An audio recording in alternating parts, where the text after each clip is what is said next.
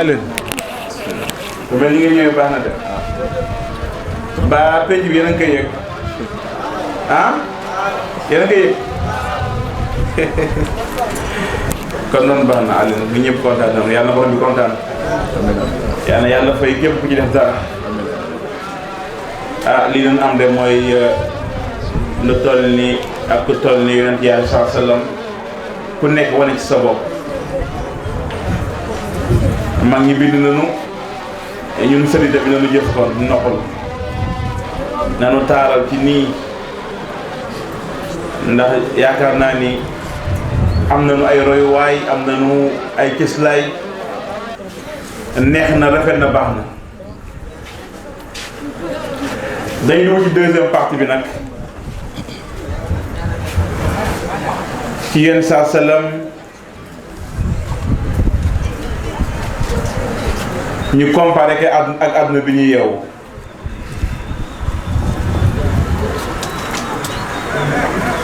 mbokk yi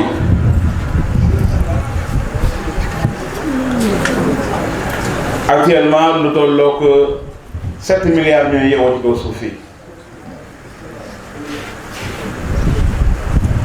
seen Cheikh daa wax la wax mu ne 7 milliards sur terre 12 milliards sous terre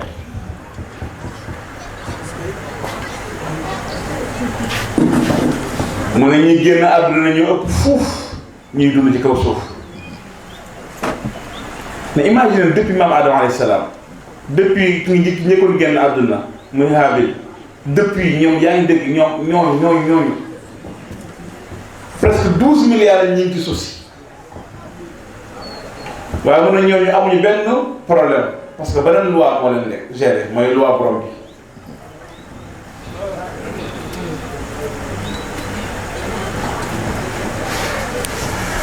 maam Seydou Massi day wax ni radiyallahu anhu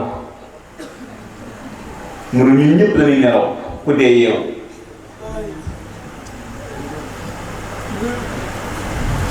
xam nga yàlla ci alxuraan mu ne kayfa takfuruuna billaahi wa kuntum amwaatan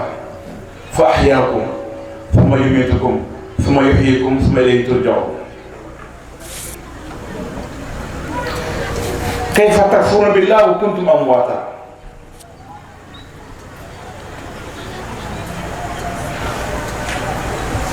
naka ngeen di weddee yàlla fekk yéen amuleen woon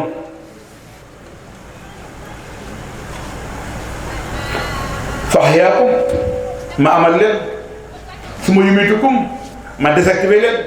summa yuhyiikum ma activé leen mbokk yi malheureusement n'a pas le choix nous sommes déjà là maanaam amatuñu benn choix amatuñu benn tànneef ndax yàlla amal nañu ba pare léegi nag imma shakira imma kafura maanaam mbokk yi le fait que ñuy judd ñu judd loolu yàlla def na ko ba pare léegi nag suñu dem ak àjjana wala dem ak faneen fa sabaan nag jarul ñu ngay tudd si ñun la dépendre benn ñaareel ba yàlla wax Alxuraan mu ne la ikraha fi diin nulle contrainte en religion man yàlla forcé wu ma kenn ci diin ci kon yàlla forcé wu pour njaam dafay jox li nga xamante ne mooy al aql mooy xel mun afala tanqiluun fa ayna tazhabuun afala yadabbaruna al-Qur'aan siiru fil ard sanurihim ayatina fil afaqi wa fi anfusihim hatta yatabayyana lahum al-haqq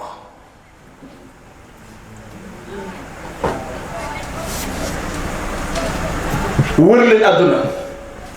jox naa leen ay jumtuwaay yu tax ngeen identifier ngeen ràññee lu baax ak lu bon jox naa leen ay gët ngeen di xool ay nopp ngeen di dégg nokki ngeen di yëg jumtuwaay yooyu pour ngeen jaamu borom bi la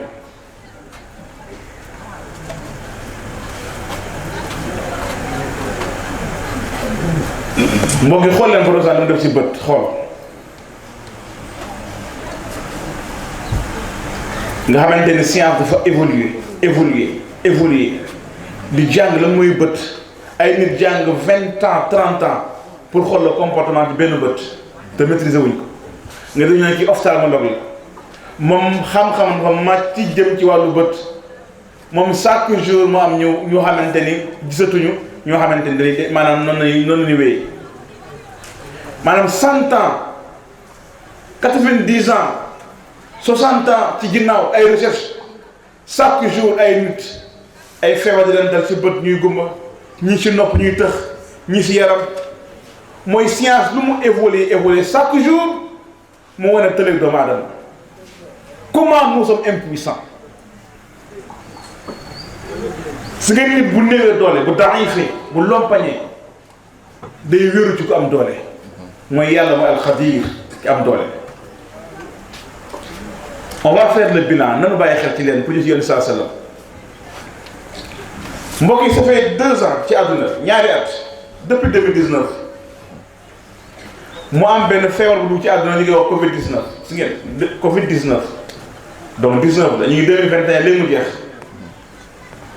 yaa ngi octobre 2021 durant 2 ans bépp virologue bu ñu xam ci àdduna bépp scientifique bépp spécialiste bu nekk durant 2 ans ñu ngi recherche pour am la solution ils n'ont pas de solution. Nous avons constaté des morts devant nous. Nous sommes impuissants. ñu jënoo nit di génn àdduna mënuñ ci dara ñaata kilifa yoo xam yu siiw ñoo génn àdduna lañ ci Sénégal ci àdduna bi lay wax. Nous sommes impuissants, nous sommes daïf amuñu doole amuñu kàttan amuñu pexe ku néew doole mën a tooñ Mbaye Ibou Sakho doon ma benn misaal bu retaan Mbaye Ibou Sakho yàlla ko yàlla yërëm yàlla ko yàlla dërëm mu nekkoon góor gu am éloquence sa Mbaye bëggoon ko lool. maa ngi ziyaaraat sama yaay booy comme mi ngi ci tànt bi mère Bàcc ñu ngi lay ziyaar Aminata taalibu Cheikh Aliou nga woyal ma sama yaay ne daa bëgg nag moom sëñ Babacar mën a ci xol bi nga woyal ko mère baa nga foofu toog Aminata Bàcc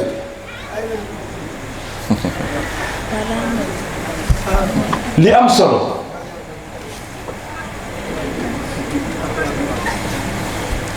durant 2 ans ñuy wër durant 2 ans ñuy constaté génn àdduna mbokk yi fépp ci àdduna durant 2 ans nit di làmbat pour la première fois une seule maladie un nom Covid-19 beaucoup de vaccins SARS-CoV AstraZeneca Sinopharm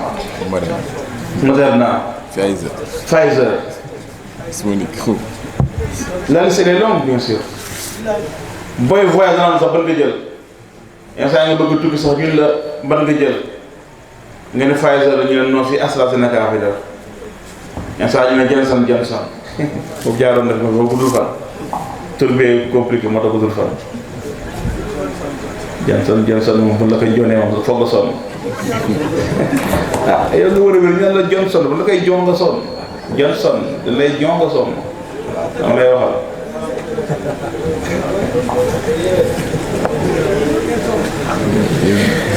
nit ñi di làmbaatu ñaata médecin àdduna bi ñoom ñoo xaru benn médecin dafa ni mënutul supporter ay nit di dee ci kanamam nii te mënu ci dara il est impuissant. J'ai fait 5 ans j'ai fait 10 ans de médecine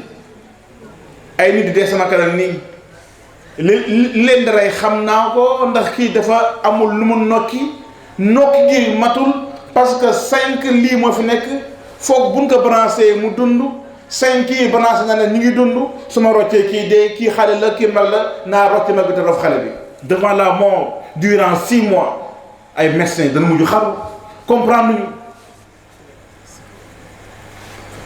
moo tax mu ne la science nous a fait des dieux avant que nous ne méritons d'être des hommes science daf ñuy def ay yàlla fekk amaguñu daraja nekk nit On a créé les fusils, on a créé l'informatique, on a créé les robots, on a créé la télémédecine, on a tout créé, mais on reste impuissant devant toujours la mort.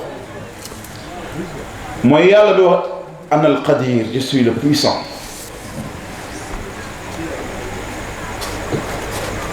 Man ma am kàttan ma am doole.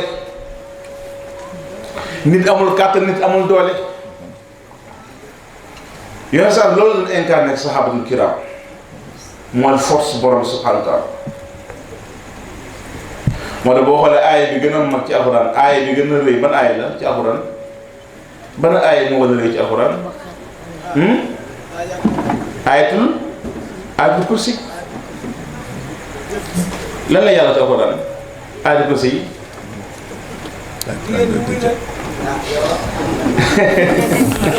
saa wa yenn na ko jigéen ñi de da jigéen di yenu daa bëri de ay bu mag la nag la grande xam nga ayatul kursi yi xam nga alxuraan ku nekk mën na parce que ku ne mën na ko jàngale est-ce que xam nga ne seytaane jinne ñoo doon jàngale ayatul kursi yi jullit yi seytaane moo ne su ngeen bëggee mucc si ñun da ngeen a jàng ayatul kursi yi allahu laa ilaaha illaa huwa alxayyu alqayyum laa taaxuzuhu sinnatun wala nawm lu mooy sinna mooy yàlla du gëmmintu bay nelaw kulla yawmin huwa fi sha'ni maanaam yàlla il est là naa leen jox exemple bu gën a simple pour ngeen xam ne yàlla mu ngi fi xam ngeen oxygène moom la ñuy noyyi en tout cas li ñuy noyyi 21% ci air bi oxygène la oxygène moom ngay noyyi at yi ñuy génn fan yi génn moo gën manqué ci kaw suuf ñu bëri di génn àdduna oxygène nan mooy mas yi leen di këpp yenn saa yi nit am asma ñu jox oxygène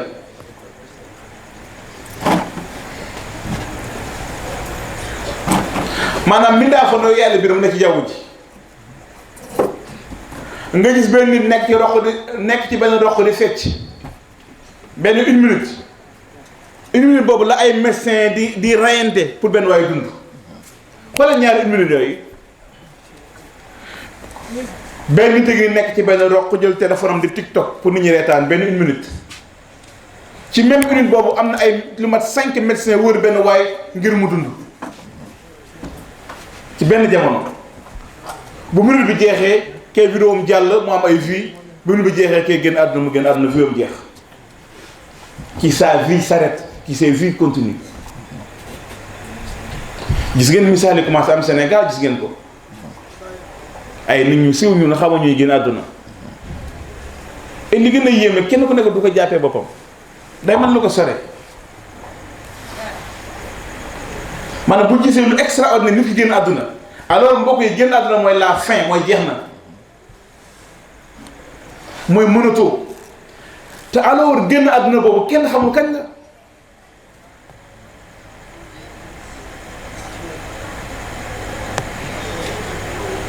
moo réer sall fu mu daan toog day fàtte ko dee subhanallah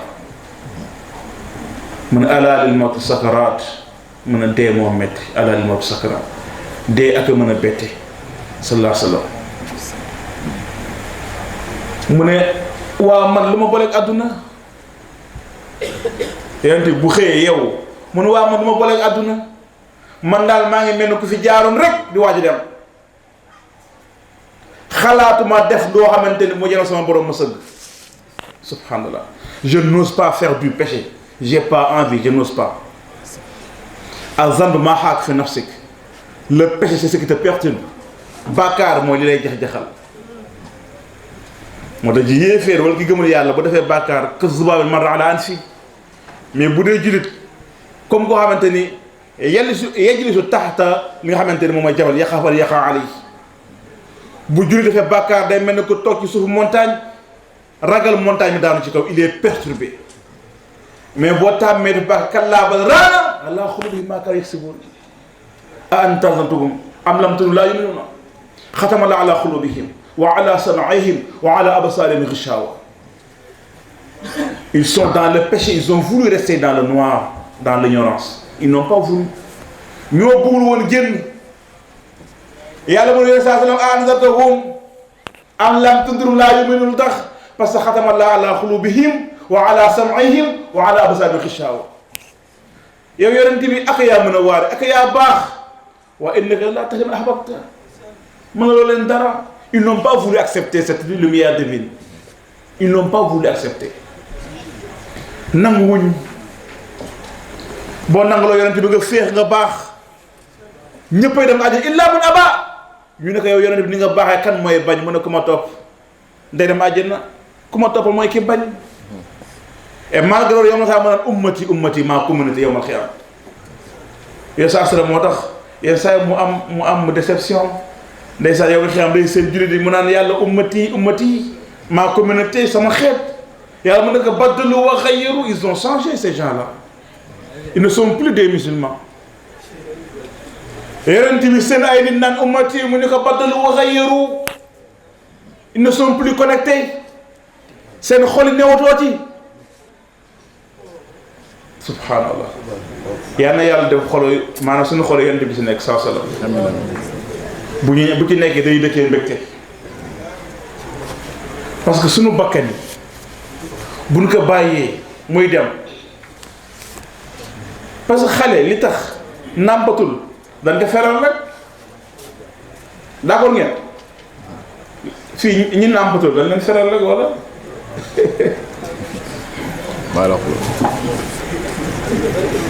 am na ñu faragul wan nafsu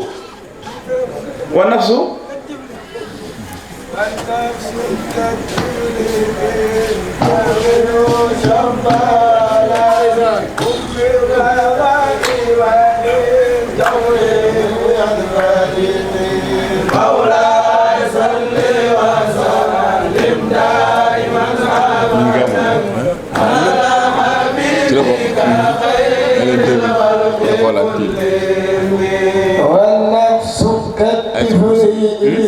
تحمل شبابا بالرماء والتغليب ينبغي مولاي صل وسلم دائما ابدا على حبيبك خير الخلق كلهم. ما شاء الله. war naf su ko tifli mooy boobu li nga xamante ni maam say élément si moom la doon jël bu weeru gàmmu teroo ñu jël bunt par bunt ba fukki bunt yi jeex ñu noppalu benn bunt bu nekk di jàngale li nga xamante ni mooy naka nga ne gën a jege yoon saa salaam mu ne bakkan comme gone rek soo ko bàyyee feraloo ko rek day bëgg nàmp rek soo ko feralee mu fer mooy suñu bëggee changer maanaam tey la tey suba amul nit ki du génn àdduna démb nit du génn àdduna suba tey lay génn àdduna tey le présent le passé mënul ci dara kenn mënul muuse wane ba julli démb kenn mënul muuse wane ba julli suba le présent rek.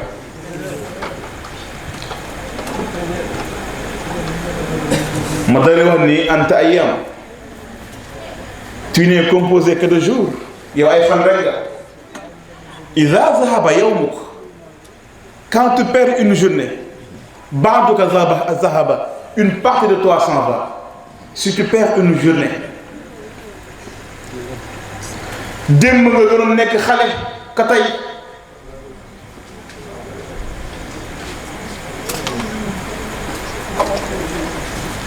la xewoon démb du amaat lii xew suba du am amagul kon tey moo yooyu saa mu ne waaw maag àdduna lu ñu boole man nekk lu ñu ko fi jaaroon mbokk yi boo nekkee foo xam da nga fa jaar passager lu éphémère da nga war lan foo boo nekkee fu gaaw loo xamante lépp ma gaaw looy def da ngay lan farlu ixtanim saabixu saari'u. Mais même dans le Coran, on sent l'urgence.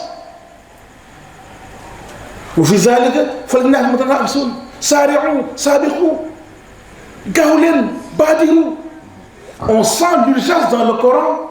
maanaam yàlla sax da war ni affaire yi na gaaw na bar parce que léegi mu jeex. da ngay gis benn nit bu def TikTok suba démb ñu la def na accident génn àdduna. gis ngeen kon ko ne xam ngeen li may wax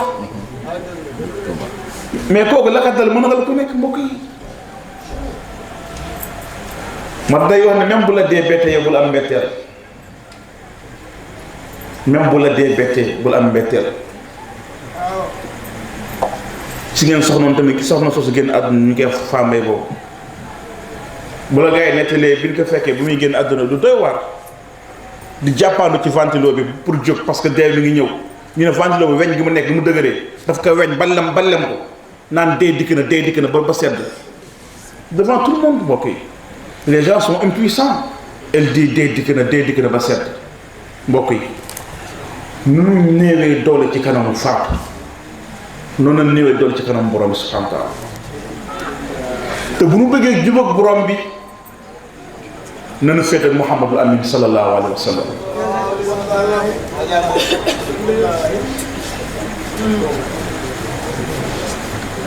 moo tax saxaaba dina ñëw ñu ne inna nuhibbu rabbana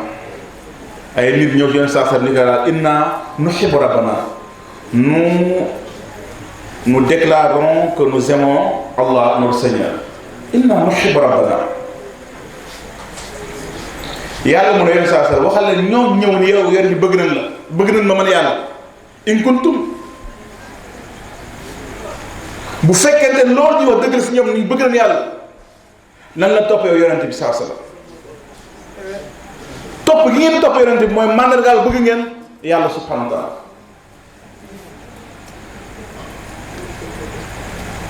moo tax sunu mag ñi ñoom yem ci yonente bi demuñu fenn.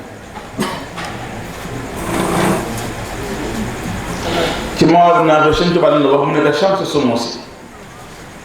rasu raisi xayrul anisi.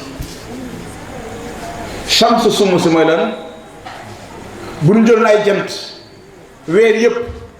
lépp loo xam ne day leeral yow yaa seen jant. rasu ruusi bu ñu jëloon président yi ngir yëpp yow yaa seen njiit. xayrul anisi yaa gën gi ki nga xamante mooy lan wéttali xayrul anisi.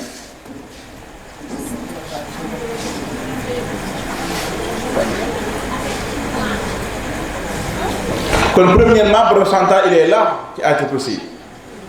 laa taxaw sinatul mooy yàlla du gëmmintu. yonent yàlla Moussa mu dafa yaakaaroon ni maanaam comme borom bi buur la te nelaw dafa bokk ci yi buur bëgg ka yàlla dafay nelaw maanaam loolu xel la ka nangu maanaam boo nekkee buur bu ne loolu pouvoir la. yàlla mu ne yàlla Moussa jëlal ñaari ustensile ñaari leget nga def si ndox nga taxaw guddi gi yëpp nga def ndox moom fees si benn leget càmmooñ ak ndeyjoor nga téega ba guddi gi jeex. Moussa def noonu ndax yàlla doon wax ak moom ci xaaj yi guddi gi rek mu gëmmant mu nelaw 2 secondes rek bi mu nelawee rek mu perturbé wu mu jànnxee mu daanu ñaari léegi di toj ndox mi tuuru mu tiit gis tuur na yaa sant ma ne ko su ma ne la woon genn wàllu kersa seconde àdduna lay def maanaam yàlla moo téye àdduna bi nii. kon lan laa bëgg foofu mooy yàlla lépp li fi xew yëg na xam na ko il n'est pas impuissant. alxadir moo tax ci turu yàlla yi taxalluqu bi axlaaqillah mooy allah mooy arrahman mooy arrahim mooy el malik mooy xuddus mooy salaam mooy mumin mooy aziz mooy jabbar mooy mutakabbir mooy xaalix mooy baari mooy musawwir mooy xafaar mooy qahaar mooy wahaab mooy razaax mooy alfataax moo tax bi ñu laajee saa sallam ban tur moo gën tuddi mu ni tur bu nu maanaam tur bu nu daax tur yàlla abdallah abdurahman abdusalaam moo tax bi mu amee benn doom mu ne kii abdallah laa ko tuddee Muhammad la mu ne kii Ibrahim laa ko tuddee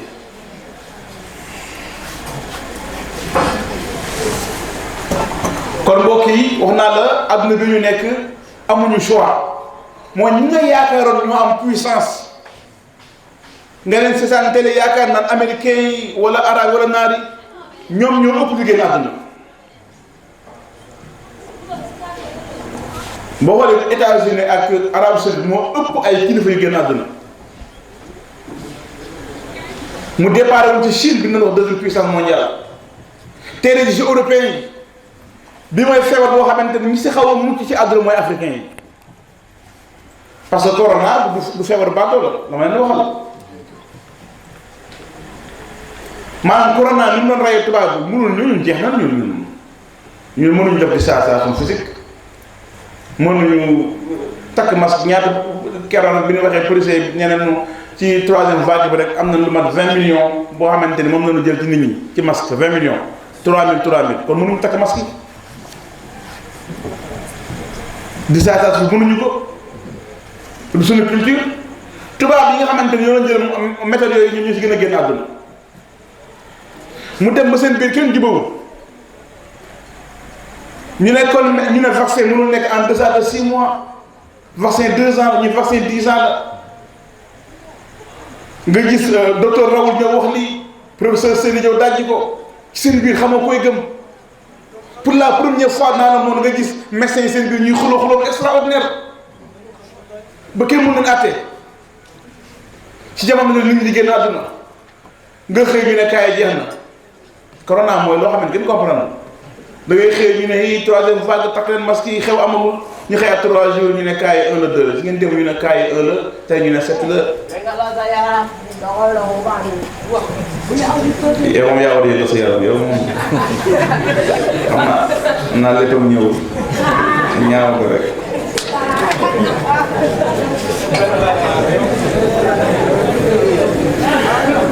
daa am benn waay boo waxoon nañ ko waral ay dof. mu ko waral ay dof waaye ñu indi benn waaye mu ne kii ab dof la mu ne ko ah lu ko def dof mu ne kii de dama ko fekk ci nit ñi lu leen wax mun du dëgg te du teg dara mu ne waa kii ab dof la te ah loolu dof la kat te ba sa mu ne ko beneen waaye ñu ngi ko kii la mu ne kii dof la de lan moo ko def dof ñu ne kii dafa nekk ci biir nit ñi di nelaw ak nelaw nu mu compliqué ah nekk bi ñu ngi di nelaw xam ak nelaw nu mu compliqué ah li wóoru kii ba lëfër da ngay xërën xel nga xaj si mu ne kii tamit dof la de mu ne ko waaw biir nit moom kenn da ci nelaw ki dof la mu ne ak ban mu ne yow mi di ma wóor loolu dof yi dof nga mu ne yow mi di nangu wóor dof yi dof nga xam naa mujj na jël seen problème mbokk yi da nekk ci àdduna boo xamante ni li bàyyi bu saaxa waxoon mu ne kuy doxee tànku neen bàyyi bu saaxa bu leen misaal kuy dox tànku neen say poos bënn nga yor wecc bu sew dox ci suufu tàng nga yenn lu diis xamoo foo jëm mun na réer léeg-léeg ak a yomb est-ce que dégg ngeen ma ku yore weccit bu sew nga def ko say poos bënn ngay dox ci suufu tàng amooy dàll nga yenn lu diis te xamoo foo jëm mun na say wecc réer ak a yomb mooy pas-pas bu ñu déggul Yonent bi sallallahu alayhi wasallam adduna boo fi nekkee te gëmoo yàlla yaa ko ko yem moo tax Roger Garaudy loolu wax mu ne l'Occident est un accident, sa culture une anomalie. Roger Garaudy il n'était pas musulman ba leneen la gëmoon après mu weddi yàlla nekk athée seen diine ñoom mu xëyaat nekk jullit mu dem ba comprendre l'islam ba comprendre lu mu di mu ne l'Occident est un accident mu ne Occident day làmbaatu sa culture une anomalie mooy lu ñu xamul lan la parce que dana manque ce qu'on appelle la dimension primordiale pour ne pas dire la spiritualité parce que bu demee ba léegi gis ngeen tubaab bi ñuy def léegi ay tubaab bu am alal léegi am benn tubaab bu am alal am ay milliards bu muy génn àdduna mu ne muus bi ci kër gi moo koy doon muus def testament xam nga ñoom seet xam nga ci islam moom loolu mënu nekk tubaab bi bind mu ne muus bi moo koy doon muus waaye génn àdduna bàyyi fi ay milliards jëndal muus bi ay photo ay kenn xam muus toog di xool moom muus xam nga loolu sa loolu tam mu jàppe ko nee na parce que moom logique mooy sama alal maa ko moom mais fu ma neex laa koy dugal alal islam amul loolu xanaa xamoo ci islam tey jii boo amee alal ju bëri nga nekk borom kër boo amee alal ju bëri même booy def testament mënoo ko def lu ëpp li nga xamante ne mooy un tiers sa propre alal ku nekk ci dundal dee mënuloo xañ say maanaam ñi la war a doon mënoo wax sa doom bi day doon nga ne nga bind nga ne diw dama doon islam mu nekk te même booy maye mënoo maye lu ëpp un tiers tey nii bu doon génn àdduna mu bàyyi fi 15 millions mënul maye 10 millions yi ci islam parce que day xañ alalu ñeneen ñi waaye ñoom seen diine amul loolu léegi boo gisee góor jigéen ñi mel ci àdduna te loolu yéen neen boo ko commencé gis loolu maanaam nga aaxiru zamaan la Umar ibn Xattaab naa ñoom si ñu balaa may ci yonent bi ak moo bañoon góor jigéen waxuma la góor jigéen sax mais góor buy layam yi waaw di riij ñi di biiñ non maa ngi ñu jëma tuñ ji sax dama lay wax te la ngay gis ay góor ni léegi góor def lipo leefu rokki tuñ mu rose def gommage xam bu ñu defee vidéo da nga naan lii kumba ngay am âge wooy waaj kumba nga gis ponkal mbagum jëm naa man nag ci jong ma góor exemple asa ngeen def may wax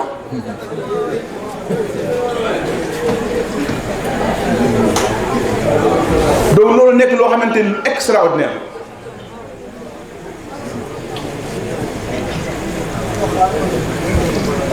ñu yëg ci aleykum salaam aleykum salaam ñu leen ziar na ngeen def tey alhamdulilah macha allah excellent bismillah macha allah aleykum salaam wa rahmatulah ñu ngi ziar na ngeen def macha allah et tout aleykum salaam wa rahmatulah macha allah ay bismillah Umar ibn Xattaab gis benn waay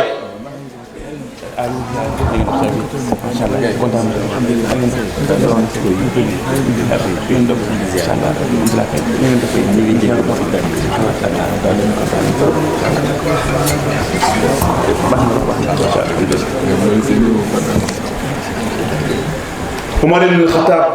gis benn waay doxul góor mu daal di koy dab jël yar daal di koy jubbanti li ko doxal ma xool te waa ji doxuñu jigéen la doon dox Umar mu ne ma dab ko karwaasu ko ne ko doxal ma xool Umar mu ne maa ngi giñ ci yàlla bi ma bàyyee waa ji moo ma gën a dëgër dox xotti la xocc après mu ne bu leen fi bàyyi woon nag ñu bëre bu leen fi bàyyi woon nag ñu bëre malheureusement axiru zaman nag mooy feebaru liwaat day bëri ci àdduna subhanallah boo xoolee ñu bëri bu ñu bëggee wut këyit léegi pour dem yenn pays yi da ngay dem ci ambassade bi nga def affaire u jigéen sol comme ñoom nga ñëw nga ni dañ la agressé sa dëkk parce que yow góor jigéen nga léegi am passeport bu gën a baax pour États-Unis wala Israël mooy nga ñi góor jigéen nga dañ lay sonal Sénégal dañ lay joxe passeport boo xam ne réfugié ngay nekk boo ñëwee dañ lay gàttanu foofu si ñoom branché la teg la ci axe am na àll yu bëri ñëw Sénégal àll ñooñu ay góor jigéen la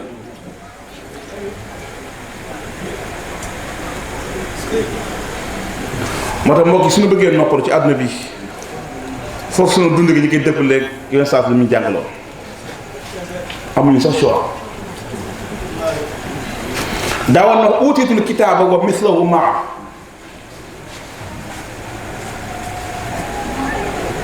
j'ai reçu la révélation et quelque chose de semblable uutiitul kitaaba wa mislahu maa joxeef nañ ma téere bi ak lu ne mel boole ci. premièrement mooy téere bi mooy alxuraan kon yow en tant que jullit xoolal sa rapport ak alxuraan ci àdduna bi ñu nekk ton rapport avec le Coran. bi ñu laaj yaay Aïcha comment était le prophète yonent saa salaam lan mooy jikkoom kaana xulul Quran kaana qur'aanan yamshi était un Coran qui marchait parmi nous yonent saa salaam alxuraan la woon le Coran. c'est quoi le Coran maa farratnaa fil kitaabi min shay'in nous n'avons rien omis dans ce livre ñu yàlla bàyyiwoon dara ci téere bi lan mooy alxuraan mooy li yàlla subhaanahu wa taala bëgg kon àdduna bi ngay yeewoo chaque jour tu te compares avec le Coran tu te compares. moo tax yàlla mu naan fa ayna tazhabuun fan ngeen jëmati parce que malheureusement bu ñu def attention àdduna bi ñu yeewoo daf ñuy sànq. naa la jox benn exemple pour nga comprendre naka la ñuy manipuler te boo nekkoon njullit naka ngay defee attention ci loolu. nanu ñëw ci àdduna bi lan moo gën a influent da nga dégg ñu naan les GAFA ou bien les GAFAM GAFA ou GAFAM Google Apple Amazon Facebook GAFA et ça GAFAM M mooy Microsoft M bi mooy Microsoft ki nga moom Bill Gates ba dafa gëm ni waa àdduna danoo sakkan dana war a faat loolu la gëm moom gëm na ba ni ndoxu foos yi ak ndoxu duus yi war nañ ko mën naanaat ils ont créé des systèmes chimiques officiels yu ñu démontré scientifiquement ba test que chimiquement l'eau devient potable day jël ndoxu duus ndoxu foos dugal ko ci ay machine 2 heures de temps après ñu jël ndox mi di ko naan ñu ne ndox mi après na ñëw Afrique. góor aussi mën nañu ko transformer jigéen. bien sûr bëgg dem rek. jigéen nga wax mais ku beneen terme la. voilà bien sûr beneen terme. bëgg dem ñu ngi wane benn femme wala benn waay ñu ne que actuellement tu es femme il dit oui j'étais femme mais j'ai été homme durant 39 ans dans ma vie. Actuellement j'ai 50 ans je suis devenu femme j'ai voulu être femme et là je suis femme.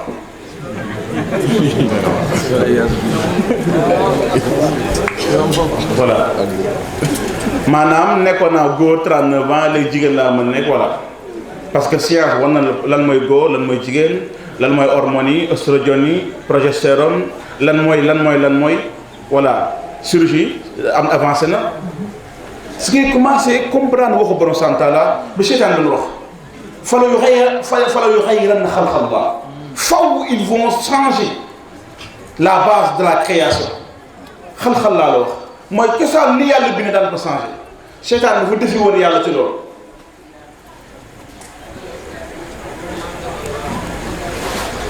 mos nañu gis fenn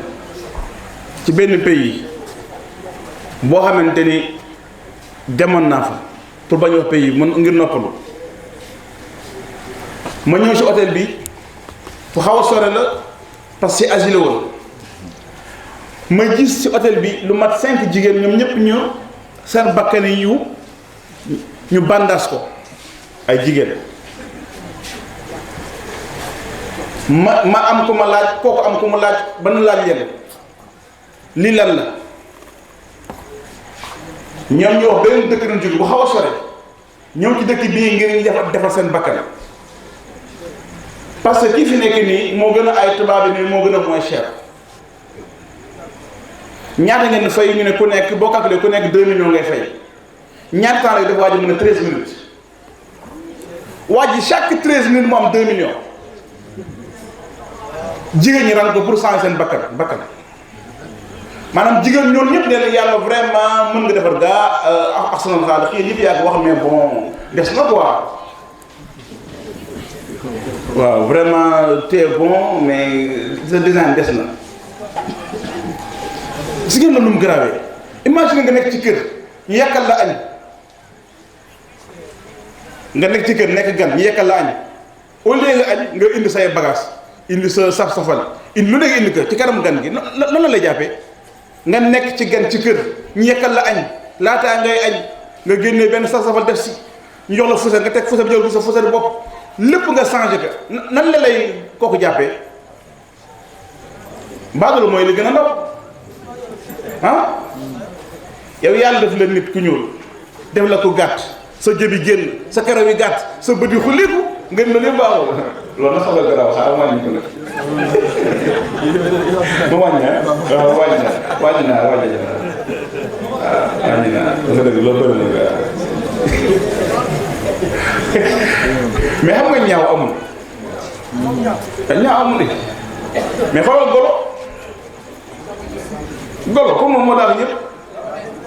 ah parce que xam nga mooy ñaaw amul ñaaw appréciation la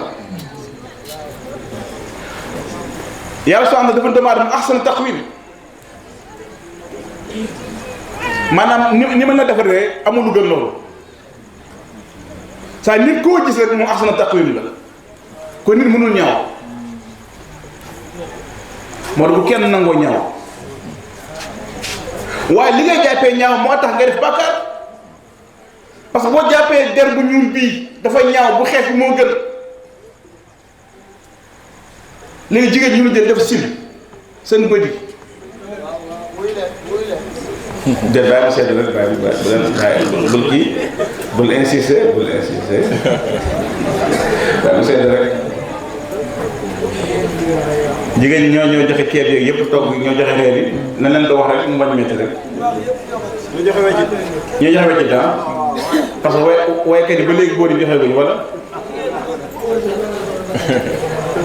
mais jigéen ñi aussi nan def attention un tout petit peu ndeysaan parce que ñoom ñoo gën a baax waaye malheureusement ñoom la seytaane gën a utilisé seytaane dafa daan taxaw ma naan am naa benn outil de benn moyen de benn jumtuwaay de mooy jigéen ñi bu leen nangu loolu der bi yàlla choisir ba moo gën pour ta santé et pour ta dignité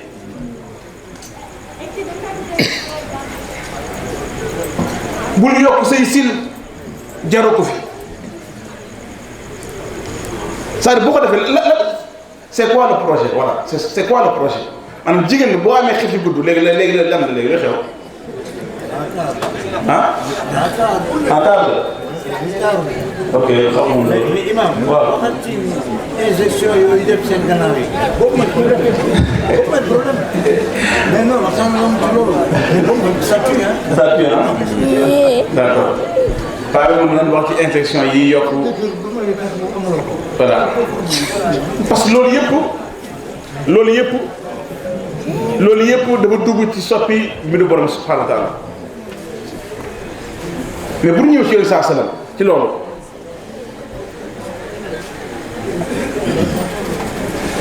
yenn saa salaam dafa am nu mu meloon ci jëmm loolu mooy nekk exemple de base bi pour ñu xool naka nit di mel ba du soppeeku bu ñu la expliqué misaal yenn saa salaam amul woon biir j'insiste yenn saa salaam amul woon biir déedéet mooy borom xam-xam ñu ne kon góor bu am biir rek loolu bi daal la ci moom ah déet dama lay waxal. déedéet wax ma dara exemple maanaam dañuy wax ne yenn saa ne yàlla bi ñu bind doomu aadama boolewu ci biir benn le programme biir pour génn mooy pour jigéen bi ëmb. kon waroo sàggan day am biir buy génn loolu ma lay jàng yenn saa salaam pourquoi moom loolu ñëpp la nga wax muy man muy keneen c'est-à-dire loolu pour nga jàng bàyyi xel yenn saa même côté physiquement da ngay dégg ñaan ay coach développement personnel yenn saa salaam daa war na wax góor day lan day góoree benn jour am na benn waaye bu yenn dafa nuyu waaye loxo yi woo koŋ mu fóon loxo yi mu ne bii loxo woo góoree maanaam yenn saa la benn waaye dafa nuyu loxo yi dëgër këcc yenn bi siggi xool ko mu ne loxo bi liggéeykat la nekk ko ouvrier la woon ñun fi góor yi gommage lañuy def lippo lèvre ablay lèvre lu lañ def góor yoo xam ñoo gën a nooy jigéen ñi c'est compliqué dégg nga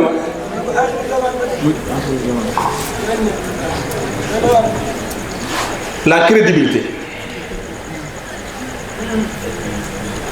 al misdaqiya yu ne saat loolu la doon baasam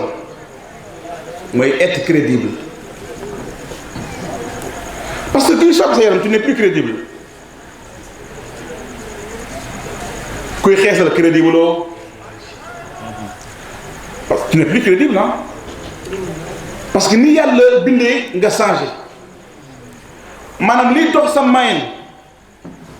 ba yóbbule nga soppali yàlla subhanahu wa taala bind alors yéen saa sallam crédibilité boobu moo taxoon ñu koy woo al amin laataa mu nekk yonent al aminu mi ngi jóge ci al amina yaayam ba yéen a ngi fàttaliku leer bi ñu jox nga xamante ne mooy abdallah yéen a ngi fàttaliku abdul mutalib li ma el ma ci xilaas zahab wala abdul mutalib min baadu gannaaw ba la xewoon xew seen leer ba nekkoon ci nga xamante ni moom mooy abdallah ñu jox nga xamante ni moom mooy bintu wax ba ak la ca xew yëpp loolu crédibilité la woon lan mooy crédibilité mooy dëppoo li borom santaala bëgg ci yow mooy loo wax noonu la mooy bi ñu laaj sax ndax julli dana fen mun déet julli mënul fen il faut être très crédible maanaam au fond de toi le mensonge ne doit pas exister am na ñoo si ceddo gi ñoo xamante ni kenn mën leen fenloo ceddo rek la waa léegi ñun dañuy wax lu dul dëgg ba gëm loolu naa ko wax naa tegoo ci loxoom rek naa wax loolu mu jàpp loolu alors yeneen saa sam dafa crédible loon lu mu la wax noonu la yow ngay jëflante gi mu wóor la yow 90% li nga wax du dëgg yeneen saa nee na nit dana dikkee di wax lu dul dëgg ba yàlla woo malaaka yi mu ne kii je le considère comme un mensonge il va finir en enfer même genn wàll dundam yeneen saa ne nit dana yàgg di wax lu dul dëgg ba yàlla mu ne malaaka yi kii jàppale ko waxutul ku dëgg la safar la jëm xanaa xamoo nit bu suy bàkkaar jamono bi muy bàkkaar danay dindi yéene ngëm yàlla ba laa yazni az-zani hiina yazni wa huwa mu'min laa yasriqu as-sariqu hiina yasriqu wa huwa mu'min au moment où tu te sombres dans la fornication tu n'es plus considéré comme un musulman jamono bi nit ki def bàkkaar dañuy rocc dañuy désactiver ngëm yàlla gi yenn saa yi nga bàkkaar yàlla du la delloo waat ngëm yàlla gi subhanallah tu vas faire du péché mooy kallaa bal raana ala qulubihim maa kaanuu yaksibun am na bàkkaar yoo am boo ko defee da ngay dem ba a anzartahum am lam tundirhum laa yu'minuun xatama ala qulubihim wa ala sam'ihim wa ala absaarihim ghishawa ils ont créé des conditions pour accepter le péché ba seen damir ba seen au fond de ils acceptent le péché maanaam ñoom bu ñu defee bàkkaar du leen perturber alors az-zannu maa haaka fi nafsik bàkkaar du la ko doon perturber la crédibilité az-zakaaw l'intelligence jullit dafa war a intelligent mooy mus mooy ñor mooy ñoom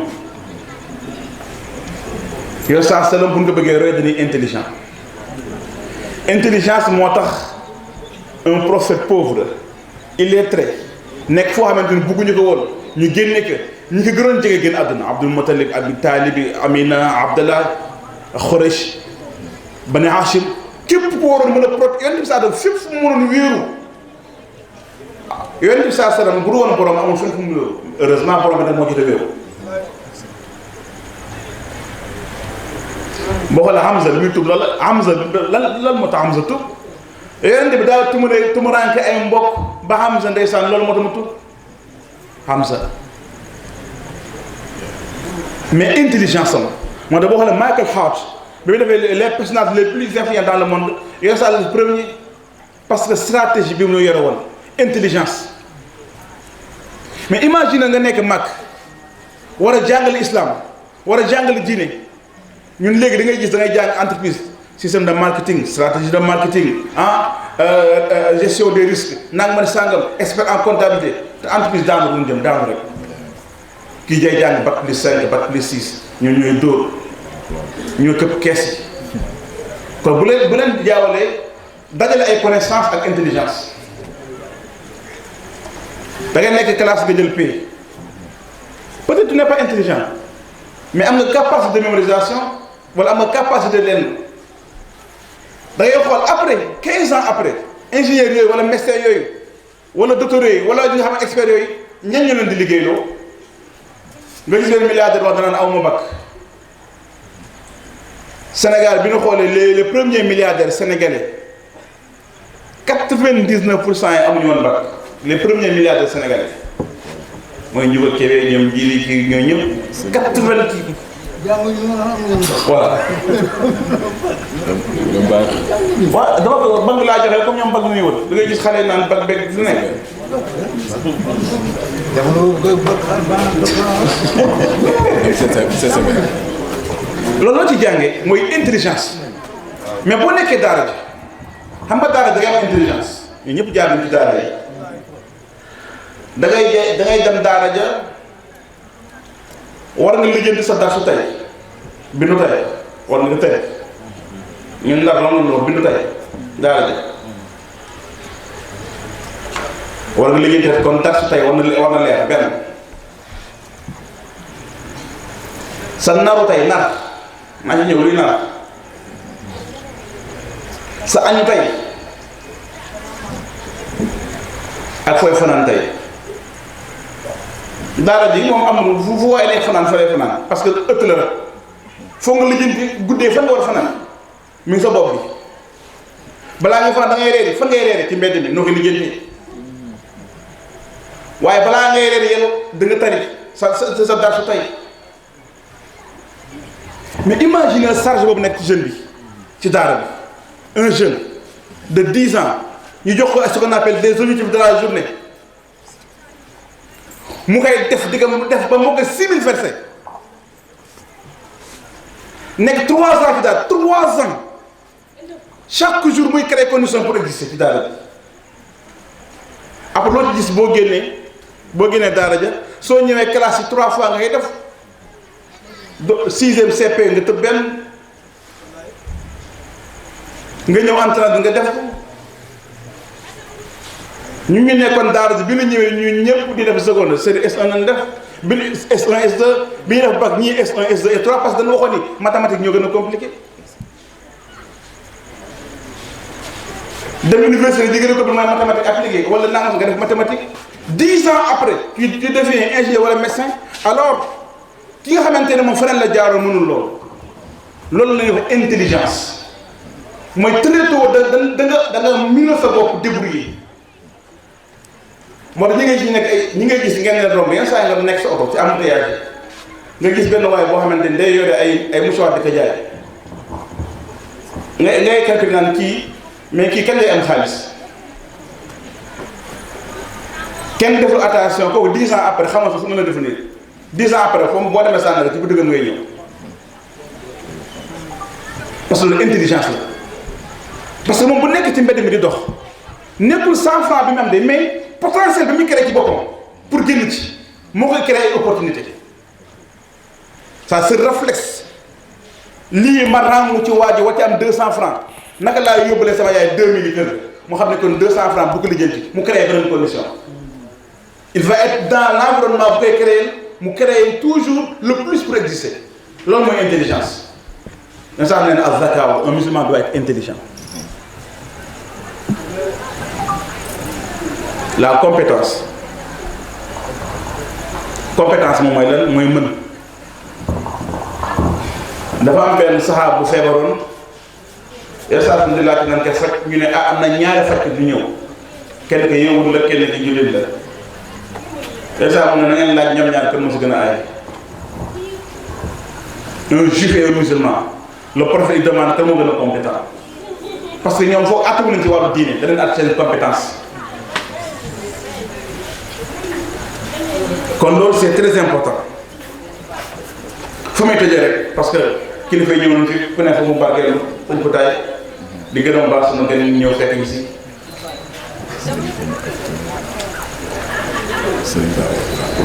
sëñ Babacar Fall neen ziare yi ñëpp bi ñuy tëjee rek moom mooy le leadership du prophète Mohammed sallallahu alayhi wa sallam leadership. Un leader il crée d'autres leaders maanaam leader day créer ay leader yenn saa si la moo créé Ababacar Sadiq qui est un leader yéen dee woon na su ngeen gëmoon image yenn saa si la bi muy ñëw kenn gëmul yàlla iqra maanaa bi qaari'in quelque temps après mun Aboubacar Sadiq bu ñu jëloon sa ngëm yàlla tekk ci xeet bi sa ngëm yàlla moo gën a kawe il est un leader lui comment il a créé Aboubacar ba mu mel noonu mu teg Omar ibn Khattab al Farouq mu ne yow mu ne Omar ibn Khattab boo songee yow seytaane jàdd alors Omar nekkoon fil jaahil nekkoon dans l'ignorance. Ousmane ibn Affan moom moo njëkk gis ngeen yéen sax il a créé des leaders un chef day créé ñu ko un influenceur day créé ay suiveurs mais un leader day créé des leaders moo tax islam leadership islam mooy. bu imam bi dee jiite tout le monde derrière est potentiel leader son des maamum moo ne imam bu amee erreur day jàdd rek ci loxoom gën a ñëw parce que la personne qui est derrière est un potentiel leader. moo tax yooyu saa da doon jàngal saxaaba ba kenn ku ne am sa autonomie financière autonomie intellectuelle autonomie spirituelle loolu moo tax Bilaal ibn Rabaax yooyu saa mu ngi dégg naa sa tànk àjjana mais alors Bilaal heure bu njàppam tojee mu dem jàpp julli ñaar rakka loolu yonent bi jaamu ko fenn de son propre inspiration mu ko yóbbu àjjana donc yonent bi créé ay leader kon kan mooy yonent saa sallam mooy la personne la plus crédible sur terre la plus influente la plus intelligente la plus pieuse ki gën a jub ki gën a baax mbokk yi am nañu modèle yàlla na ne fii Rasulullah uswatun hasana vous avez une très belle photocopie sur le prophète fii Rasulullah uswatun hasana kon roy waay bu rafet a ngoog nan ko bëgg dafa suñu xol yi waaye loolu jëfe li ñu jàngal bu nu bëgg ñu texee mbokk yi lu jub ci borom bi la lu dëng ci matam aadama salaamaaleykum wa rahmatullahi wa barakatuh